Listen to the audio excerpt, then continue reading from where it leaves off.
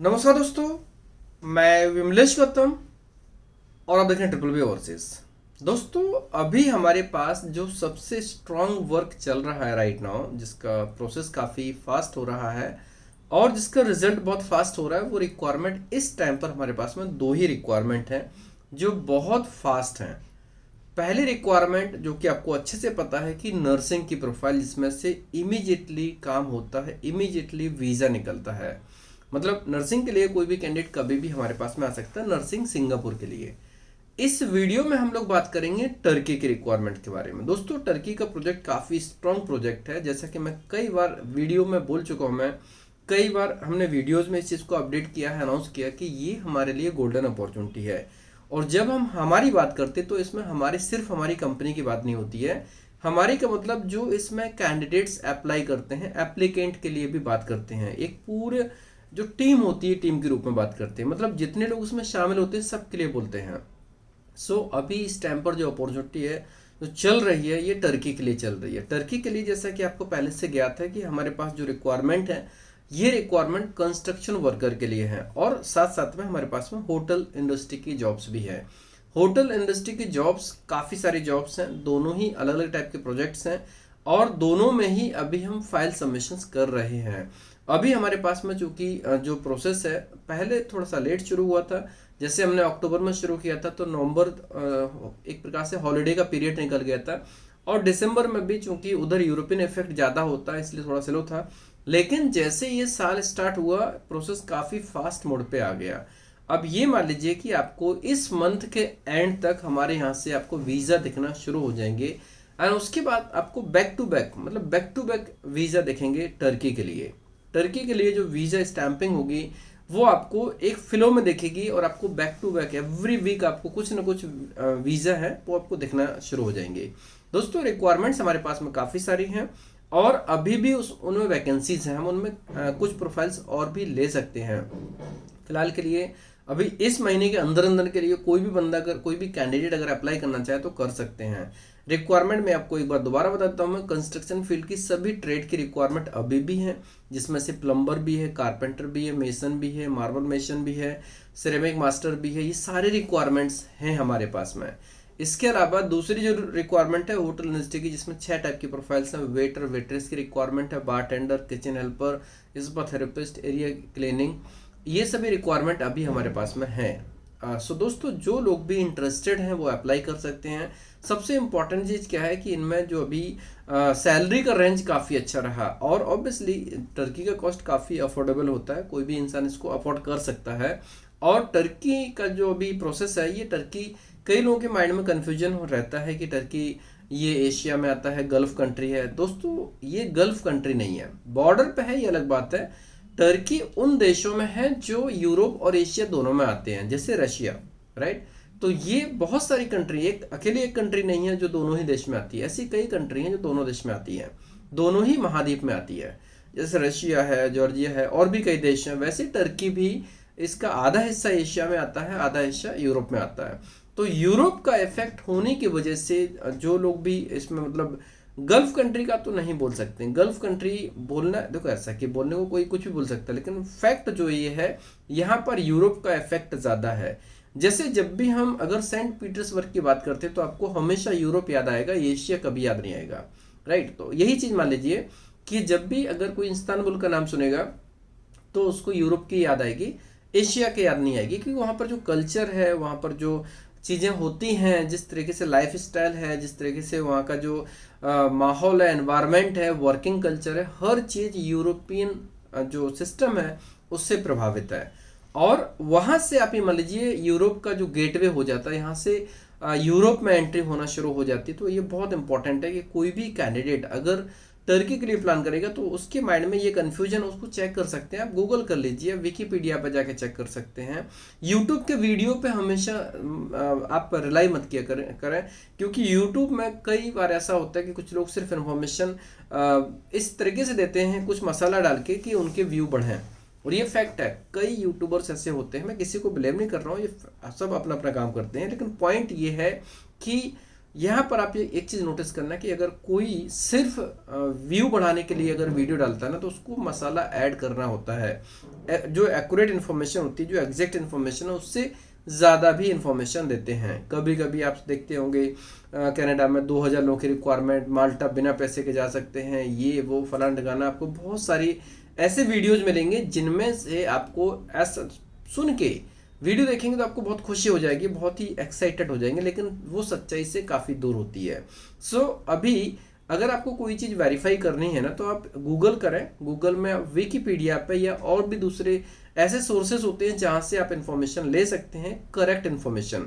तो आप ये चीज़ टर्की के बारे में पता कर सकते हैं। टर्की दोनों ही महाद्वीप में आता है, दोनों ही कॉन्टिनेंट्स में आता है, इसलिए जो लोग भी प्लान करना चाहें कर सकते हैं। अच्छा, अब टर्की ही क्यों जाए, टर्की जाने की ज़रूरत क्या है दोस्तों? टर्की जैसे मान लीजिए अभी किसी को अगर बाहर जाना है, पैंडेमिक के बाद ऐसा माहौल बना है, माहौल का मतलब ऐसा है कि काफ़ी लोगों की जॉब्स गई हैं, प्लस अभी ये मान लीजिए लोगों के अंदर क्रेज भी बना है। क्रेज ऐसा हो गया कि अभी बाहर जाने की होड़ लगी है, प्लस साथ साथ में कई लोगों की ऑब्वियसली एम्प्लॉयमेंट ऊपर असर पड़ा था कोविड में, तो अभी बाहर जाने की संख्या ज़्यादा है। अब बाहर जाना है, कहाँ जाना है? तो जो बेस्ट ऑप्शंस हैं वहाँ पे जाना चाहिए। लगभग देखा जाए कई बार लोग प्रॉपर प्लानिंग नहीं करते हैं, जिसकी वजह से उनका जो डिसीजन होता है, उनकी प्लानिंग होती है उतनी रिजल्ट ओरिएंटेड नहीं होती है। इसीलिए अगर आपको ढंग से कहीं पर जानना है, अपना प्रोफाइल स्ट्रॉन्ग करना है, तो उसके लिए रशिया की रिक्वायरमेंट काफ़ी इंपॉर्टेंट है। आप ये देखो, आप दुनिया के अलग अलग देशों का एक रिकॉर्ड बनाना, एक चार्ट बनाना, पेन से पेपर पे लिखना, और उसमें से आप एक चीज़ देखना, जो हाई लेवल की कंट्रीज हैं उनमें तो सब लोग प्लान नहीं कर सकते, उसमें बहुत कम लोग प्लान कर सकते हैं। एक उसके बाद जो मिडिल लेवल की रेंज है वो बहुत बड़ी रेंज है। मिडिल में भी अपर मिडिल और लोअर मिडिल मान लीजिए, तो अपर मिडिल में बहुत सारी ऐसी कंट्री होती हैं जहाँ पर मैक्सिमम लोग अप्लाई कर सकते हैं, अफोर्ड कर सकते हैं, सब नहीं कर सकते हैं। अब जैसे मान लीजिए जहाँ पर मिडिल अपर अवर लेवल का मिडिल है, वहाँ पर हर कोई अप्लाई नहीं कर सकता, लेकिन जहाँ पर लोअर लेवल का मिडिल है वो अफोर्ड कर सकते हैं। अब अगर आप लोअर मिडिल की बात करते हैं ना, तो उसमें से आपको कई कंट्रीज के नाम आएंगे, जिसमें से Serbia, Romania, Albania, Georgia, Armenia, Azerbaijan, Turkey, Cyprus, Jordan, ये सब कंट्री, मॉरिशस, मालदीव का नाम तो अभी लिस्ट में नहीं लेंगे, मलेशिया, और भी कई कंट्री हैं जहाँ पर लोग अपना करियर बनाते हैं। तो ये जो कंट्री हैं जो लोअर मिडिल होती हैं, लोअर मिडिल मैंने क्यों कहा, जो सबसे कम बजट की होती हैं वो गल्फ कंट्री होती हैं। गल्फ कंट्री है जहाँ पर बहुत ही कम बजट में कोई भी कैंडिडेट जा सकता है। इवन मलेशिया भी इसमें शामिल हो जाती है, मलेशिया में भी कम बजट में लोग जा सकते हैं, ठीक है।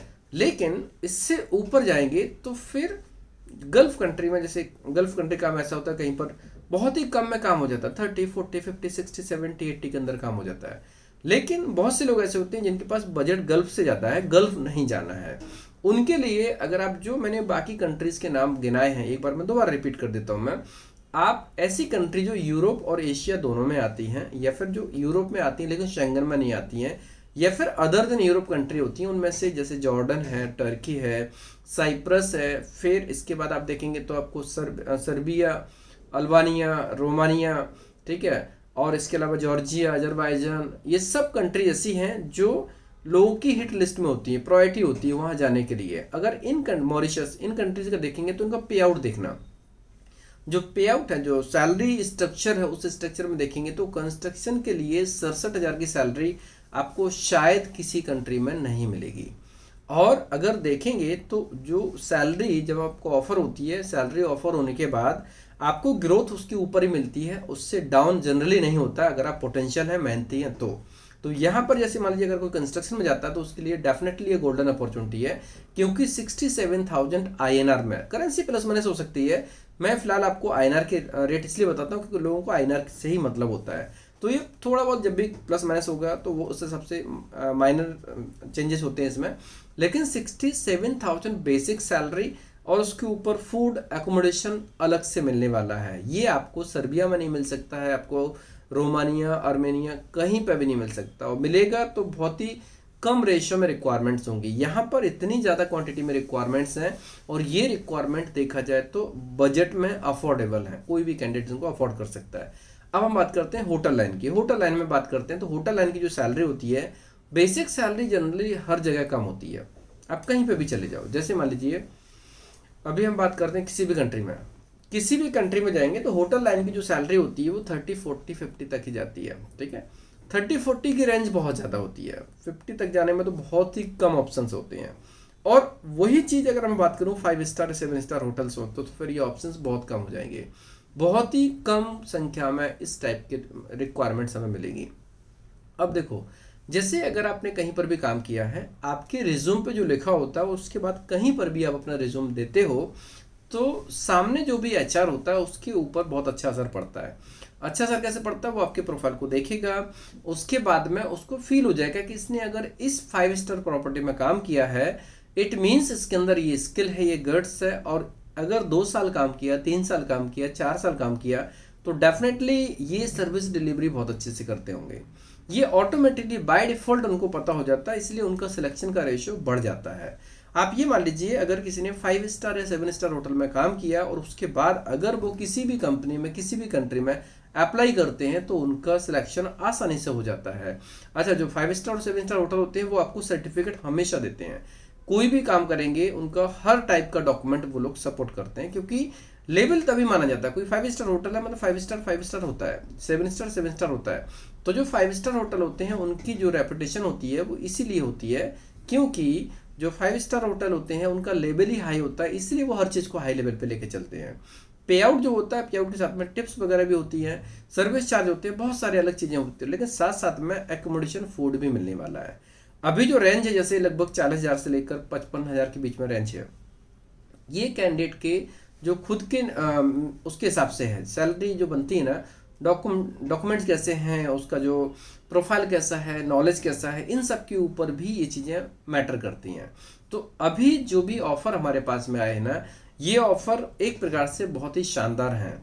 हमारे पास ऐसे ऐसे ऑफ़र आए जिसमें 20,000 टर्किश लिरा मतलब 56,000 रुपये के आसपास की भी सैलरी ऑफर्ड हुई है। तो ये एक ऐसी चीज़ है कि जो रेंज है इस रेंज में ही लोगों को सैलरी मिली, 40 से 56 के बीच में।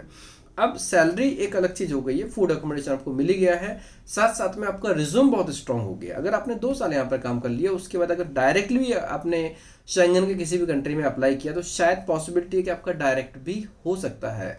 दोस्तों, मेन चीज़ क्या होती है, जब हमारे अंदर क्वालिटी आ जाती है, जब हमारे अंदर स्किल हो जाती है, और स्किल की ही डिमांड है मार्केट में, ठीक है, तो वो चीज़ के लिए आप डायरेक्ट करना चाहें डायरेक्ट कर सकते हैं, और भी सोर्सेस हैं उनसे भी कर सकते हैं, या फिर हमारे माध्यम से करना चाहें तो हमारे माध्यम से भी कर सकते हैं। रिक्वायरमेंट बहुत सारी होती है, और लेकिन टैलेंट के साथ में कोई कंप्रोमाइज़ नहीं होता, क्वालिटी के साथ में कोई कंप्रोमाइज़ नहीं होता है। अगर हॉस्पिटलिटी की बात करते हैं तो वर्ड को देखो, हॉस्पिटलिटी, अगर हॉस्पिटलिटी किसी बंदे के अंदर में है, उसकी क्वालिटी में है, उसकी जो क्वालिफिकेशन है, उसका एक्सपीरियंस है, वो दिख रही है, झलक रही है, तो उसको 100% प्लेस मिलेगा। वो किसी भी कंट्री में अप्लाई करेगा, उसका सिलेक्शन होने के चांसेस उतने ही ज़्यादा बढ़ जाते हैं। इसीलिए मैं हमेशा बोलता हूँ कि ये रिक्वायरमेंट गोल्डन अपॉर्चुनिटी है। दोस्तों, टर्की की रिक्वायरमेंट के ऊपर मैंने कई बार वीडियो बनाए हैं, चूँकि ये बहुत अच्छी रिक्वायरमेंट है। जब इसके वीज़ा आना शुरू होंगे, जब आप लोगों के फीडबैक वीडियोज़ देखेंगे, जब लोगों की फ्लाइट्स देखेंगे, तो आई एम 100% श्योर कि आपको ये जो खुशी हमारे सेंटेंस में निकलती है, जो हमारे जो वीडियोज़ में आपको दिखाई देती है, वो आपको कैंडिडेट की तरफ से दिखना शुरू हो जाएगी, क्योंकि एक्चुअल में ये गोल्डन अपॉर्चुनिटी है। और इन लोगों के वीडियोज़ आपको वहाँ से भी मिलेंगे, जब टर्की से वहाँ से भी लोग अपने व्यूज शेयर करेंगे। सबसे इंपॉर्टेंट चीज़ है, जो अच्छा होता है उसको अच्छा ही बोला जाता है।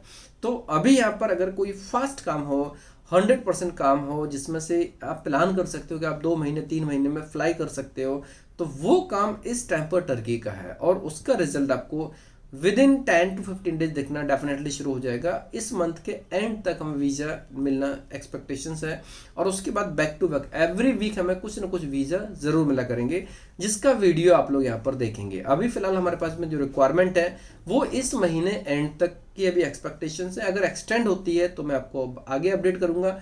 फिलहाल इस महीने एंड तक तो रिक्वायरमेंट अभी हमारे पास में है।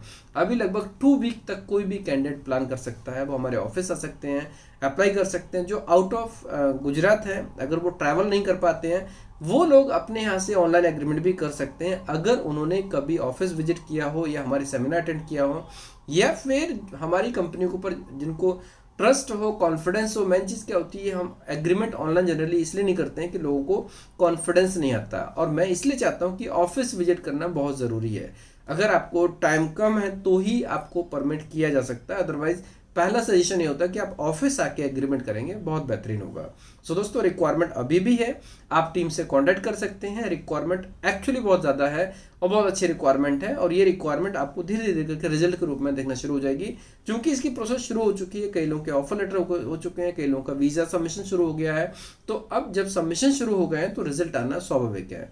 बहुत जल्दी हमें इनके रिजल्ट की जो मीन्स रिजल्ट दिखने वाला है, आप देखेंगे हमारे इसी चैनल पर। सो दोस्तों, जो लोग भी इन रिक्वायरमेंट में इंटरेस्टेड है वो हमारी टीम को कांटेक्ट करें, डॉक्यूमेंट प्रॉपर तरीके से स्कैन करें, और एक बार R&D करके टर्की के बारे में पता भी कर लें, टर्की एक्चुअल में क्या है। सिर्फ वीडियो नहीं, आप गूगल कीजिए, और गूगल से जो इन्फॉर्मेशन मिलती है उसमें भी कई सारे ऑथेंटिक जो लिंक होते हैं उन पे जाइए। लाइक बहुत से ऐसे होते हैं जहाँ पर सारी इन्फॉर्मेशन नहीं होती, लेकिन आप जब उनकी जो ऑफिशियल साइट्स होंगी वहाँ पर जाके आपको पता करेंगे तो आपको डेफिनेटली पूरी डिटेल ग्राउंड लेवल की रियलिटी पता चलेगी। सो दोस्तों, ये वैकेंसीज कैसे लगेंगे, अगर आपको पसंद है तो आप दोस्तों में क्लास में कलीग को शेयर कर सकते हैं, जिससे कि जो रिलेवेंट लोग होंगे, इंटरेस्टेड होंगे, एलिजिबल होंगे, वो इनमें अप्लाई करके इन गोल्डन अपॉर्चुनिटी का लाभ ले सकते हैं। वीडियो कैसा लगा, पसंद है तो लाइक कीजिए, कमेंट्स कीजिए, शेयर कीजिए। हमारे वीडियोस को लगातार देखने के लिए चैनल को सब्सक्राइब कीजिए, घंटे वाला ऑप्शन जरूर दबाएं, जिससे कि आपको आने वाले सारे वीडियोस के नोटिफिकेशन सबसे पहले मिलेंगे। धन्यवाद।